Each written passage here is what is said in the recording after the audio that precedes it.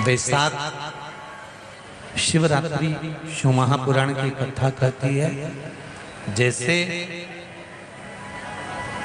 शरीर की कोई भी इंद्री में जैसे हाथ है, कई कई माताओं के या पुरुष लोगों के, कई लोगों के, ये नहीं है कि तुम्हारे हाथ केवल तुम बूढ़े होगे तभी कांपते हैं। कई कई बहन बेटियों के, कई कई जवान लोगों के भी हाथ जब सीधा करवाओ तो कांपने लगता है, कंपन करता है। उनको लगता है कि हमको कोई रोग हो गया, कोई बीमारी हो गई। डॉक्टर को भी दिखाते हैं कि ये हमारा हाथ कांपता बहुत है, कंपन बहुत करता है। उसका एक उपाय अग्नि पुराण में से आप निकाल कर सकते हैं। जिनके भी हाथ कांपते हों, चाहे वो युवान बेटा बेटी हो, चाहे वो वृद्ध हो, जिनके भी हाथ कांपते हैं,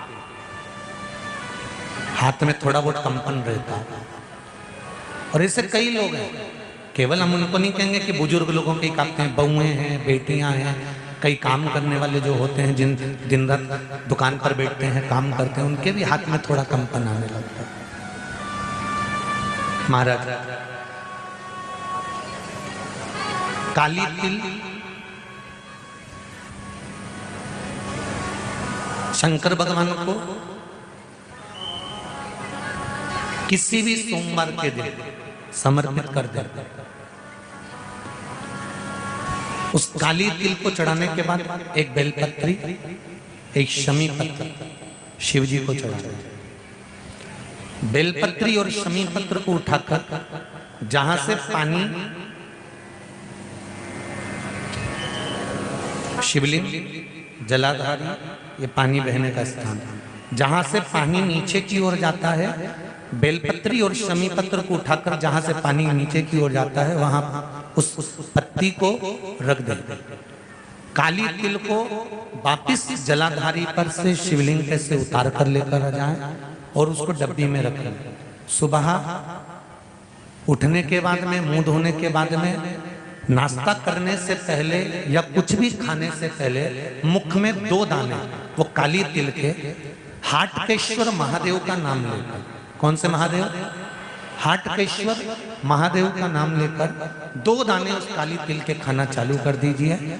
8 दिन 9 दिन कर लो, हाथ में कंपन आना बंद हो जाएगा और आपका हाथ धीरे धीरे ठीक हो जाएगा। माताओं से निवेदन, बड़ा सुंदर भाव से फिर निवेदन करूंगा, जिसका बेटा, जिसका बच्चा मंद बुद्धि हो, विवेक काम नहीं कर रहा हो, बुद्धि काम नहीं कर रही, चित्त काम नहीं कर रहा, बहुत चिड़चिड़ा, बहुत उचिष्ट, विवेक काम नहीं कर रहा, बुद्धि काम नहीं कर रही। हां, यहां तक शिव महापुराण की कथा कहती है, एक बीमारी होती है जिसमें नसें शरीर की काम करना बंद कर देती है, और वो उस बीमारी का इलाज पूरे बाहर विदेश में भी नहीं है, जिसमें धीरे धीरे धीरे धीरे नाड़ियां, नसें बंद होती चली जाती है, पाँव हाथ काम करना बंद कर देता है, फिर वाणी कम हो जाती है, नयन दिखना बंद हो जाता है, शरीर बेकार। उसके लिए भी कोई मंद बुद्धि है, उसके लिए भी शिव महापुराण की कथा कहती है, हफ्ते 2 हफ्ते में कभी सोमवार के दिन, भले मट्टी का बर्तन तुम्हारे घर में नहीं हो, घर में कोरा सा दिया भी हो, कोरा दिया, दिया कोरा मतलब उसमें दीप ना लगा हो, मट्टी का नया दिया, उसमें अगर आपने थोड़ा पानी भरकर रख भी दिया और उसमें गलते गलते वो पानी ज़्यादा नहीं भी बचा, 2 बूंद भी बचा है, और वो 2 बूंद भी अशोक सुंदरी वाली जगह पर चढ़ा है, और वही पानी जिसकी विवेक, जिसकी बुद्धि, जो मंद बुद्धि कहा जाता है, उसको अगर बेलपत्री के साथ में वो जल की 2 बूंद भी उसको दी जाए तो वो विवेकवान बनता चले जाता, उसकी बुद्धि काम करना प्रारंभ करती। कितना भी मंद बुद्धि हो, पड़ा रहता हो, पड़ा है, मुंह से राल बह रही है, वो बोल नहीं पा रहा, शरीर विग्रह बेकार बिल्कुल, उसके लिए भी ये कार्य करता। शिव पर चढ़ा हुआ मट्टी के पात्र का जल सुख प्रदान करता है। बैसाख के महीने में पीपल के वृक्ष के नीचे, बेलपत्री के वृक्ष के नीचे, तुलसी के पौधे के नीचे, आंवले के नीचे, बट वृक्ष के नीचे, शमी वृक्ष के नीचे जल चढ़ाने का महत्व हमारे यहाँ बैसाख शिवरात्रि शिव महापुराण में मिलता है।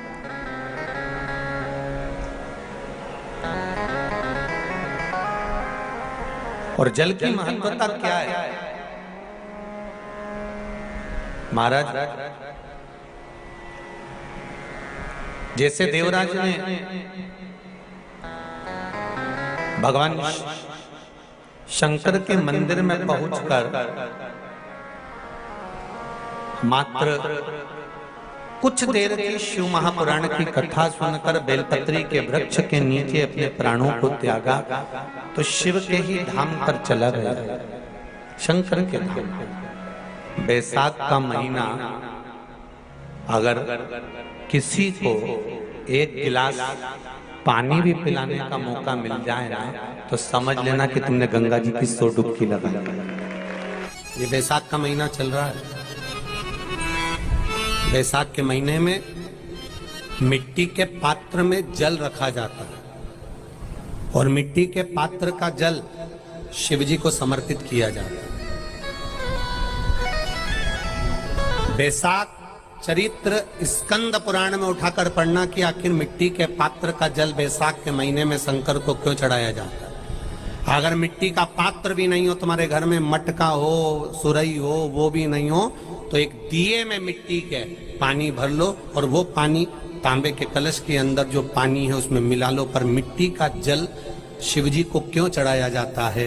स्कंद पुराण के अंदर बैसाख महत्व में लिखा कि जो अधोगति में मर गया होता है, अचानक मर गया होता है, एक्सीडेंट में मर गया होता है, उसकी जीने की और तमन्ना थी, अचानक कोई बीमारी लग गई और मर गया, कोई बड़ी बीमारी लगने के कारण चला गया, उसको बहुत कुछ करना था पर मर गया, उसके लिए बैसाख महीने में शंकर भगवान को जब हम मिट्टी के पात्र का जल समर्पित करते हैं तो वो जीव तड़पता नहीं है, कहीं भटकता नहीं है। उसको गया में पितरों में मिलाया कि नहीं मिलाया, बद्र विशाल में ब्रह्म का पाली करी कि नहीं करी, कभी पिंडदान, कभी तर्पण, तिलांजलि हुई कि नहीं हुई, पर मिट्टी के पात्र का जल बैसाख महीने में शिव जी को चढ़ाया जाता है तो वो जीव कहीं पर भी हो उसकी मुक्ति हो जाती है, उसका मोक्ष हो जाता है।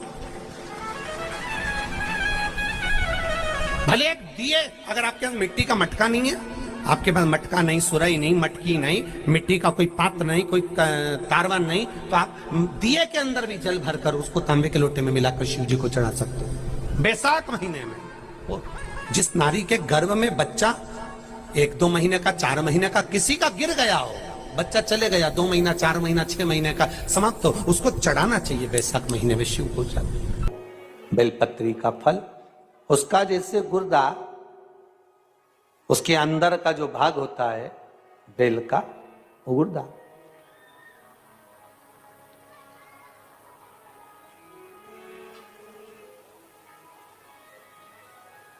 उसको अग्नि में जलाकर उसकी भस्म तैयार कर कर छान कर जब जब आपके यहां विद्वान ब्राह्मण शिव जी का अभिषेक कराते हैं, पूजन कराते हैं, तो उसमें लिखते हैं पूजन के साहित्य में बेलपत्री, धतूरा, दुर्वा, ये उसमें नीचे लिखेंगे भस्म। लिखते कि नहीं लिखते? लिखते हैं ना, भस्म अभिषेक में चाहिए रहती। तब उस भस्म का थोड़ा सा भी भाग आप अगर शिव को समर्पित कर रहे हो तो ये जान लें कि शंकर मनवांछित फल प्रदान कर रहे हैं, शिव फल प्रदान कर।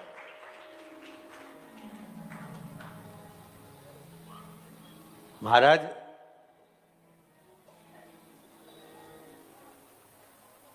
बेलपत्री के वृक्ष के नीचे बैठकर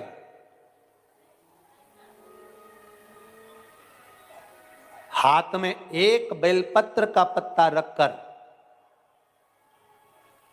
आप पंचाक्षर मंत्र नमः शिवाय, ओम नमः शिवाय या श्री शिवाय नमस्तुभ्यम या महामृत्युंजय मंत्र का स्मरण कर रहे हो, पर डंडी का भाग अपनी ओर, बेलपत्र की बीच वाली पत्ती का भाग बीच वाली उंगली की ओर रखकर अगर आप स्मरण कर रहे हैं और अपनी कामना कर कर बेलपत्री के वृक्ष के नीचे बैठकर उस पत्ते को सम्मुख रखकर बाबा से विनय कर कर एकांत में उस बेलपत्री के वृक्ष की छांव में,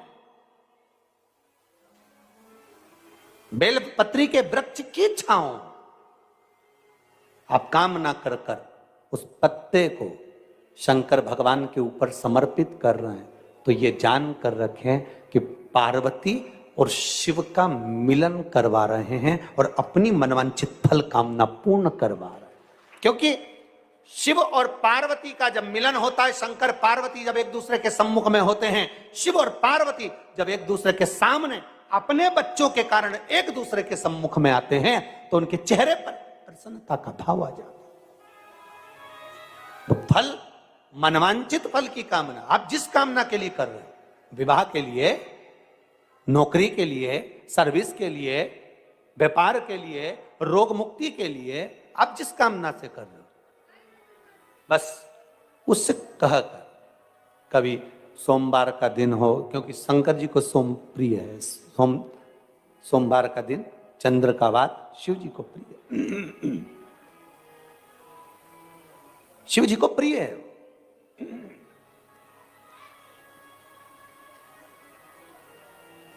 किसी ने पूछा, गुरुजी शिव जी की प्रियता चंद्र में?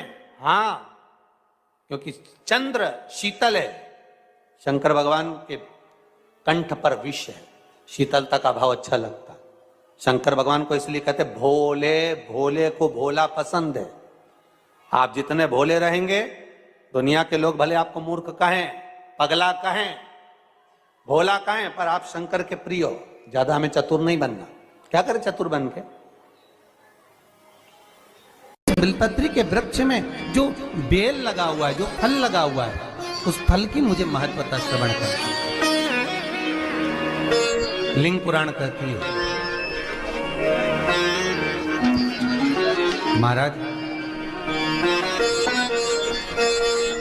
जो बच्चा हकलाता हो, अर्थात बोलते बोलते अटक जाता हो या वाणी हकला रही हो, तो शास्त्र कहता है कि बेल का जो फल होता है, उस बेल के फल को धीरे से फोड़कर ऊपर से चक्कू से उसको साफ कर कर अंदर से पूरे उसका जो गुर्दा है बेल के फल का, उसको निकालिए और उस बेल के फल का जो गुर्दा है उसको निकाल कर वो खाली कर लीजिए बेल का। महाराज सोमवार के सोमवार 5 सोमवार उसमें पानी भरकर भगवान शंकर को समर्पित करिए। एक पात्र, शिवलिंग में से जो जल नीचे गिरे उसके उधर पात्र को लगा लीजिए। महाराज समर्पित कर कर जल को झेल कर ले आइए। जो व्यक्ति वाणी से हकला रहा हो, उस व्यक्ति को वो जल भगवान शंकर का जो शिव महापुराण का मूल मंत्र है, श्री शिवाय नमस्तुभ्यम, उस मंत्र का जाप कराकर धीरे धीरे बुलवाते हुए उस पानी को पिलाना प्रारंभ कर दीजिए। केवल सोमवार को ही करना है और सोमवार को ही पिलाना है, इसके सिवाय नहीं करना है। महाराज जैसे मंत्र बोलते जाए, श्री शिवाय नमस्तुभ्यम बोलते जाए और धीरे धीरे उसको पानी पिलाते जाए। श्री शिवाय नमस्तुभ्यम बोलते जाए और पानी पिलाते जाए। महाराज धीरे धीरे आप 5 सोमवार करोगे, उसकी वाणी में अटकना बंद हो जाएगा। धीरे धीरे उसकी वाणी श्रेष्ठता की ओर अग्रणी होगी। तो बीले की महत्वता भगवान लिंग पुराण के अंतर्गत वर्णन कर रहे हैं, भगवान शिव कह रहे हैं। स्कंद पुराण के अंतर्गत, लिंग पुराण के अंतर्गत, नर्मदा पुराण के अंतर्गत, शिव महापुराण के अंतर्गत कि जो बीला है, इस बीले की महत्वता, इस बीले का सुख क्या है। तो क्या कहा महाराज जी? भगवान शिव कहते हैं, अरे पार्वती 1000 अश्वमेध यज्ञ में अग्नि कुंड के अंदर पूर्ण आहुति पर जो गोला समर्पित किया जाता है और एक बेल, एक बीला बैसाख महीने में जो मुझे समर्पित कर देता है उसको 1000 अश्वमेध यज्ञ का पुण्य फल प्राप्त हो जाता है। मात्र एक बेल।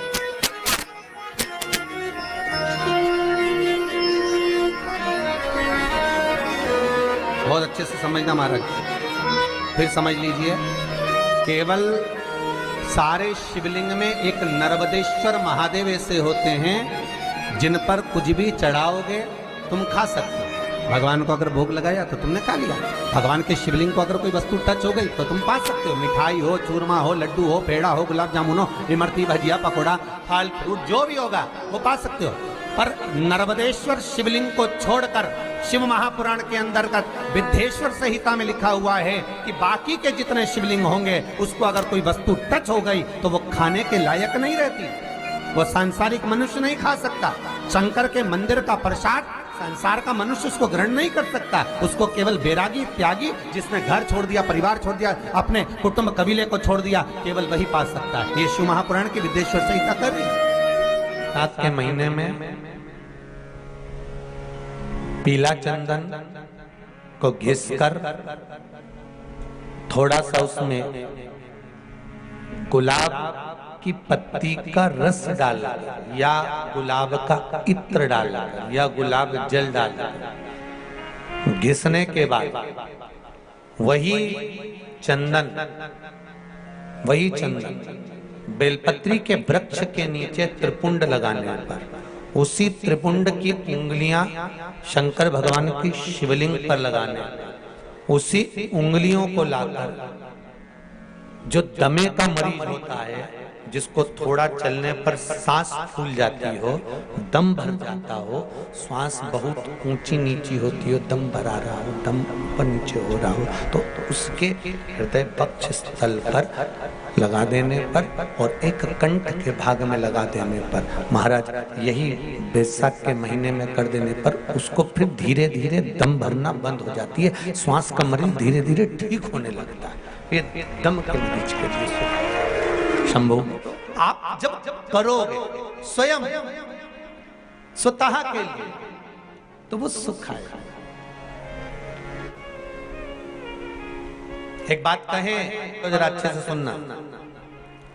बेटा अगर गलत मार्ग पर जा रहा है, बेटी अगर गलत मार्ग पर जा रही है, बच्चे अगर गलत मार्ग पर जा रहे हैं,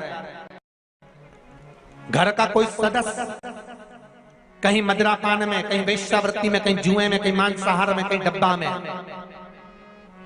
कहीं आदि गलत मार्ग पर पड़ रहा है, जुआ खेलने बैठा है, पत्ते खेलने बैठा है, कुछ गलत काम करने बैठ रहा है, और तुमको थोड़ी सी भी भनक लग जाए, थोड़ी सी भी भनक लग जाए कि ये व्यक्ति गलत मार्ग पर जा रहा है, समझना। और समझना क्या, प्रयास करना उसको सत्संग तक ले जाना, उसको कहीं कथा तक, सत्संग तक, मंदिर तक, देवालय तक, शंकर के दरवाजे तक लेकर जाने का प्रयास करें।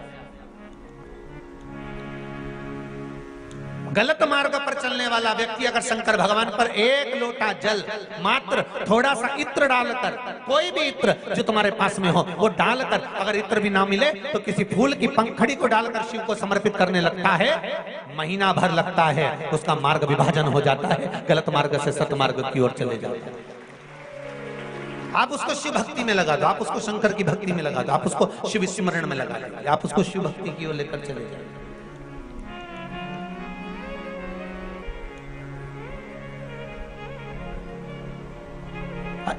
जितने प्रयोग बताए जाते हैं, जितने यहाँ से उपाय बताए जाते हैं, ये उपाय, ये प्रयोग, ये सारे जो प्रयोग हैं, उपाय हैं, ये ध्यान देना, ये दूसरों से कराने के नहीं, अपन को खुद को करना पड़ते हैं। जो गलत मार्ग पर चल रहा है तो वो खुद करे। रोज शंकर के मंदिर में प्रतिदिन जाने वाले को और एक और चीज अपने स्मरण में रहे, अगर शिव के मंदिर नहीं जा सकते तो अपने घर में जो शिवलिंग है उस पर जल चढ़ाओ, और यदि आप अपने शंकर के घर में शिवलिंग पर भी जल नहीं चढ़ा पा रहे हो तो किसी बेलपत्री का वृक्ष हो, उस वृक्ष के नीचे भी जल चढ़ाओ। और कभी मौका मिल जाए कभी भगवान शंकर की बड़ी करुणा हो जाए, भगवान शंकर की बड़ी उदारता हो जाए, भगवान शंकर की बड़ी कृपा हो जाए, बड़ी कृपा हो जाए। भगवान शंकर जिस दिन तुम्हारे ऊपर बहुत बड़ी कृपा कर दे, किसी सोमवार को 3 नियम बना लो। जिस दिन मेरा भोले बाबा तुम पर कृपा कर दे, उस दिन सोमवार का एक नियम बनाओ कि महीने का एक सोमवार मुझे ऐसा करना है, 3 नियम धारण करना है महीने के सोमवार को। पहला, सुबेरे जाकर शंकर भगवान को 1 लोटा जल चढ़ाना है। दूसरा, दोपहर के समय पर जाकर मुझे बेलपत्री के वृक्ष के नीचे एक चावल का दाना रखकर बेलपत्री की 7, 11, 21, 108, 51 जितनी परिक्रमा आप लगा सकते हो वो लगाना है। और तीसरा, बेलपत्री के वृक्ष के नीचे और शंकर के मंदिर के दरवाजे पर मुझे एक घी का दीपक लगाना है। बस ये 3 नियम जिसने महीने में एक बार ले लिया, समझ लो उसको पीछे हटने की जरूरत ही नहीं, वो आगे ही बढ़े। महीने के किसी एक सोमवार का ऐसा नियम बना लो कि मुझे 3 नियम धारण करना है महीने के किसी भी एक सोमवार को। हम ये नहीं कहेंगे कि तुम सोमवार 5 पढ़ रहे हैं तो 5 को करो, 4 पढ़ रहे हैं तो 4 को करो, 3 पढ़ रहे हैं तो 3 को करो। तुम तो महीने का एक सोमवार का नियम बना। और मेरी जीजियों से, मेरी बेटियों से जो विदेश में रह रही हैं, जो कहीं बाहर रह रही हैं, कहीं बड़े शहर में रह रही हैं, जो रोज मंदिर नहीं जा सकते, हर किसी महीने के एक सोमवार को भी ये नियम निर्धारण करते, तो उनसे कहेंगे कि 3 महीने में एक सोमवार का नियम बना लो। 3 महीने में नहीं बना सकते तो 6 महीने में एक सोमवार का नियम बना लो। और 6 महीने में नहीं बना सकते तो 1 साल में एक सोमवार का ऐसा नियम बना लो कि मैं साल का एक सोमवार ऐसा रहूंगी कि सुबह सोमवार के दिन मंदिर में जाकर जल चढ़ाऊंगी, दोपहर में जाकर बाबा को एक अक्षत का दाना रखकर, अक्षत का मतलब है कि बाबा मेरी दिनों दिन उन्नति करना। बेलपत्री के वृक्ष के नीचे जो अक्षत रखा जाता है वो उन्नति के लिए रखा जाता है। शंकर के शिवलिंग पर जो अक्षत रखा जाता है वो रोग मुक्ति के लिए रखा जाता है। अशोक सुंदरी पर जो अक्षत रखा जाता है वो संतान प्राप्ति के लिए रखा जाता है। षडानंद कार्तिकेय की ओर जो अक्षत रखा जाता है वो हमारे बच्चों की सुख समृद्धि के लिए रखा जाता है। विनायक की ओर, गणेश जी की ओर जो अक्षत रखा जाता है वो हमारे घर में कोई मंगल कार्य आ जाए उसके लिए रखा जाता है। और जो पीठिका होती है जिस पे शिवलिंग रखा होता है, पार्वती जी का हस्तकमल, उस पर अक्षत रखा जाता है तो नारी के अखंड सौभाग्य के लिए रखा जाता है। अक्षत रखने का भी तरीका है। एक चावल का दाना कहाँ रखा जाता है, क्यों रखा जाता है, कैसे रखा। अब कई लोग कहते हैं गुरुजी ये शिव महापुराण में आप ये नियम बताते हो, तरीका बताते हो। हम तो उनसे कहेंगे डॉक्टर के पास जाओगे तो डॉक्टर भी गोली लिखकर ये नहीं कह देगा कि ये सारी गोली एक साथ खा जा। डॉक्टर भी कहेगा ये गोली सुबह खाना है, ये गोली शाम को खाना है, ये गोली दोपहर में खाना, ये गोली भूखे रहकर खाना। बोलो सही है कि गलत है? ये रात्रि को खाना खाने के बाद खा लेना, ये खाना खाने के पहले, ये नाश्ते के पहले। और सुनो, ये दवाई, ये वाली पीछे वाली जो दवाई लो ना, इसको दूध से लेना, ये वाली जो दवाई लो ना, इसको पानी से लेना। और सुनो, ये डब्बी है, इसको पानी में मिलाकर फिर पीना। दवाई लेने का भी तरीका है, उसी तरह शिव महापुराण में एक एक अक्षत का भी तरीका है और एक एक बेलपत्री का भी तरीका है। अब मान लो कई लोग कहते हैं गुरुजी आप ये तरीका बताते हो शिव पुराण के माध्यम से, कई लोगों के मन में संशय जागता है, तो अगर हम एक साथ चावल चढ़ा दे तो उसका क्या तरीका है? तो हमारा निवेदन है डॉक्टर जो दवाई ले एक ही बार में निपटा जाए, एक ही बार में खा ले। दवाई एक बार में पूरी खा गए असर नहीं करेगी, इसमें डॉक्टर का कोई दोष नहीं है। उसने तो बताया था ऐसे लेना, ऐसे लेना। और तुमने, मैं डॉक्टर साहब ने पूछा दवाई पूरी ली, शाम की दवाई भूल गई थी, सवेरे की दवाई भूल गई थी, ये दवाई भूल गई थी। डॉक्टर कहेगा हमने तो नियम बताया था, तुमने नहीं खाई तो असर कहाँ से करेगी? तुम असर कब करती है? जब हम पूजन के तरीके को जान जाएं, जब हम अर्चना के तरीके को जाएं। आप साल भर का एक सोमवार निकाल लो, 6 महीने का एक सोमवार निकाल लो, 3 महीने का एक सोमवार निकाल लो, महीने का एक सोमवार निकाल लो, अपने से दिल में बन जाए तो एक सोमवार ऐसा निकालो जिसके 3 नियम धारण हो। पहला, उसी सोमवार जिसको कर रहे हो उस दिन सुबह जल चढ़ाना। दूसरे, दोपहर के समय पर जाकर बेलपत्री के वृक्ष के नीचे एक चावल का दाना रखना। और परिक्रमा बेलपत्र की जितनी तुमसे बन जाए, जितनी तुम्हारे शरीर की कैपेसिटी हो, जितना तुम्हारा शरीर चलते बन जाए। हम तो ये भी नहीं कहते कि तुम भूखे रहकर भगवान का भजन करो, हम कभी नहीं कहते। हम तो यहां तक कहते हैं, हमारे पुष्टि मार्ग में यहां तक कहा गया कि वल्लभ कुल की एकादशी करो, भले बकरी जैसे चरो पर एकादशी करो।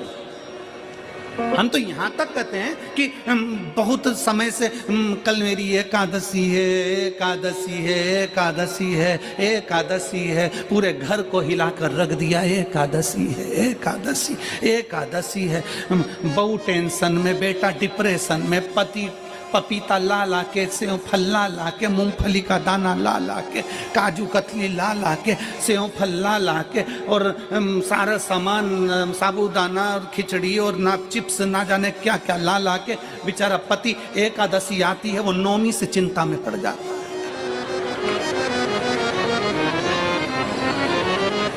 हम तो ये भी नहीं कहते कि तुम व्रत बहुत भारी करो, तुम व्रत उपास भी बहुत बहुत टेंशन वाला करो, ना ना ना।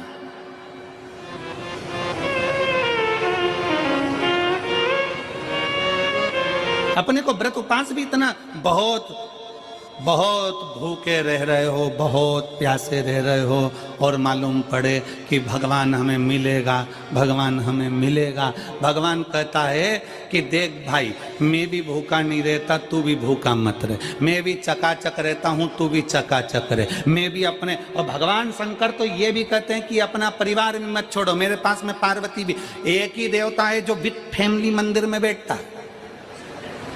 शंकर जी हैं तो पार्वती जी है, तो गणेश जी हैं, तो कार्तिकेय जी हैं, तो नंदी है, सब मंदिर के अंदर चाहिए। शंकर भगवान अपने पूरे परिवार के साथ। शंकर जी तो ये कहते हैं अकेले तुम क्यों रहते हो। शिव जी की एक बात अपने ध्यान में रखना, कितनी सुंदर बात है शंकर भगवान की, बहुत ध्यान में रखिएगा। आप जौहरी नहीं हो, हीरे को नहीं परख सकते।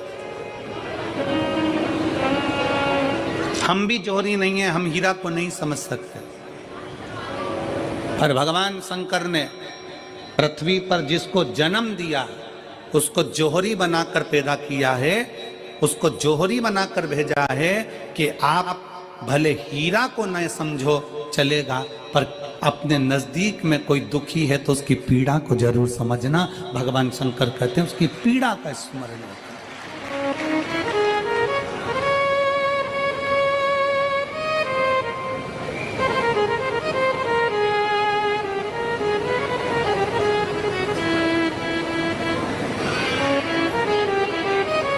हीरा को समझो ना समझो, पर पीड़ा को जरूर समझिए। किसी के दर्द को जरूर समझिए, किसी के दुख को जरूर समझिए, किसी की तकलीफों को जरूर समझिए। पशुपतिनाथ का व्रत करते हो आप, 16 सोमवार का व्रत करते हो आप, संकट सोमवार का व्रत करते हो आप, शिवरात्रि का व्रत करते हो, सोमवार की अष्टमी का व्रत करते हो। उन व्रतों में सारे व्रत करो, मना नहीं है, पर उस व्रत में अपना पूर्ण समर्पण परमात्मा के प्रति रखो। केवल खाना छोड़ा है, अन्न छोड़ा है, भोजन छोड़ा है, और दिन में सुबह से लेकर शाम तक 2-3 बार तुमने कुछ ना कुछ पाया है, वो व्रत हो सकता है आपकी दृष्टि में, पर हमारी दृष्टि में व्रत कौन सा है। शिव महापुराण की कथा कहती है कि सुबेरे आपका व्रत चालू हुआ, दूसरे दिन ब्रह्म मुहूर्त तक जो आपका व्रत आपने रखा है, भगवान का जो व्रत कर रहे हो, उस व्रत में एक बात अपने अंदर उतार कर रखो कि इस दिन मैं अपने मोबाइल का त्याग करती हूँ, पूरे दिन मैं मैसेज नहीं पढ़ूंगी, मैं देखूंगी नहीं, मैं अपशब्द नहीं कहूंगी, मैं जानूंगी नहीं। दूसरा, आज के दिन मेरा व्रत है, आज 1 महीने में, 15 दिन में, 2 दिन में, 20 दिन में मैंने अगर किसी से भी अपशब्द कहा होगा, आड़ा टेढ़ा कहा होगा, तो सबसे पहले आज व्रत वाले दिन मैं उसको सॉरी कहूंगी, क्षमा मांगूंगी और अपने हृदय से लगाने का प्रयास करूंगी। व्रत है। व्रत का तीसरा अंश, आज मेरा व्रत है, मैं आज के दिन किसी को भी अपशब्द नहीं बोलूंगी, किसी के लिए आड़ा तड़ा नहीं बोलूंगा, आज जितना बन सकेगा मैं सात्विक जीवन जीऊंगा। चौथा, आज मेरा व्रत है, आज के दिन मैं झूठ नहीं बोलूंगी, ना झूठ बोलूंगा सुबह से लेकर शाम तक। और 5वां, आज व्रत वाला दिन है, जितना फलार मैं करूंगी उसका पैसा जोड़ूंगी कि 15 रुपए का मैंने साबूदाना खाया, 10 रुपए का बटाटा खाया, ये खाया वो खाया, सारा हिसाब लगाकर 55, 60, 70 रुपए जितने होते हैं उसमें से एक अंश निकालकर मैं उसका एक भाग किसी गौशाला में जाकर गाय को चारा जरूर दूंगी। आपका व्रत, आपकी साधना, आपका तप, आपका बल, आप कैसा कर रहे हैं? केवल भूखे रहने पर भगवत पद की प्राप्ति नहीं होती। शिव महापुराण की कथा कहती है कि भूखे रहने से भगवान की प्राप्ति नहीं होती। शिव पुराण की कथा कहती है भगवान को पाने की भूख बढ़ाने से भगवान की प्राप्ति होती है। भीतर से परमात्मा को पाने की भूख बढ़ाइए, भगवान को पाने की भूख बढ़ाओ भीतर से।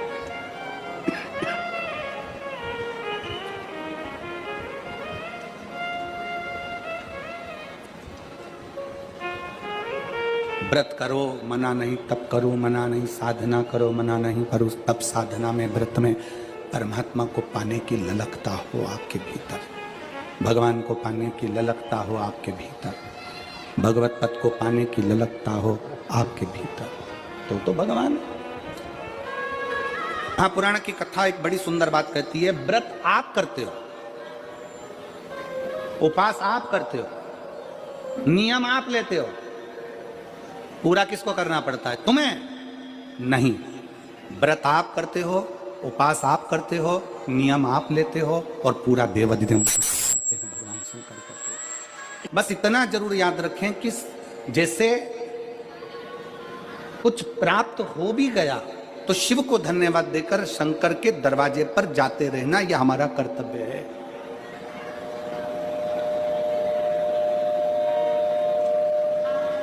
एक बहन जी ने पत्र लिखा था कल। उस पत्र में बहन जी ने लिखा कि शिव महापुराण तप का मतलब क्या होता है? चलिए, उपास का मतलब बताओ। खाना छोड़ देना व्रत नहीं है, दूसरे का धन छुड़ाकर खाना छोड़ देना व्रत है। शिक्षा दे देना, किसी को चिकित्सा की जरूरत है उसकी चिकित्सा में थोड़ा सा धन लगा देना, कोई रोते हुए की आंख के आंसुओं को पोंछ देना, किसी के दुख में खड़े होकर उसको खुशियां प्रदान कर देना, ये दुनिया का सबसे बड़ा व्रत है, सबसे बड़ी साधना, सबसे बड़ा तो। मन साफ है तो सारी गलतियां माफ है, और अगर मन ही साफ नहीं है तो गलती कौन माफ करेगा भाई? हम भी तो अपनी जिंदगी में एक नियम बना सकते हैं कि मैं श्री शिवाय नमस्तुभ्यम का जाप करूंगी, मेरी कॉलोनी में कोई शंकर जी का मंदिर है, हम 5-10 महिलाएं प्रत्येक सोमवार को 10 मिनट बैठेंगी, शाम के समय प्रदोष काल में 6 बजे 6:30 बजे बैठेंगे, 6:45 बजे 15 मिनट बाद उठ जाएंगे, श्री शिवाय नमस्तुभ्यम का जाप करेंगे, शंकर जी को भोग लगाएंगे। अगर एक हफ्ते में 5 सोमवार पड़ते हैं तो 5 महिलाएं अपना नियम बना ले कि आज का प्रसाद थोड़ा सा, कुछ भी शक्कर, खड़ी शक्कर, कुछ भी मैं लेके आऊंगी, माँ भोग लगाएंगे, अपन 5 मिलकर श्री शिवाय नमस्तुभ्यम जपेंगे, प्रसाद बांट देंगे, अपने घर चले जाएंगे। ज्यादा ढोंग प्रपंच नहीं, दिखावा नहीं, कोई एक नियम। हमारे नजदीक में शंकर जी का मंदिर है, हफ्ते में एक बार नियम बनाएंगे, उस मंदिर में सफाई करेंगे, हफ्ते में एक बार नियम बनाएंगे, अपने नजदीक के शंकर के मंदिर को साफ करेंगे, क्लीन करेंगे। एक नियम अपने अंदर बनाओ शिव के प्रति।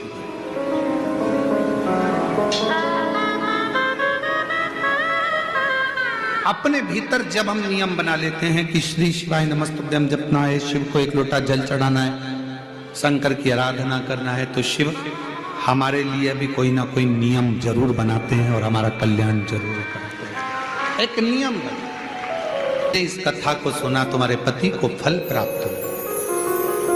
कलिकाल में संसार में जो शिव महापुराण की कथा को सुनता है, श्रवण करता है, करवाता है, बांटता है, सुनता है, वो जितने जीव इस कथा को श्रवण करने आते हैं, केवल उनका ही नहीं, उनकी 71 पीढ़ी का कल्याण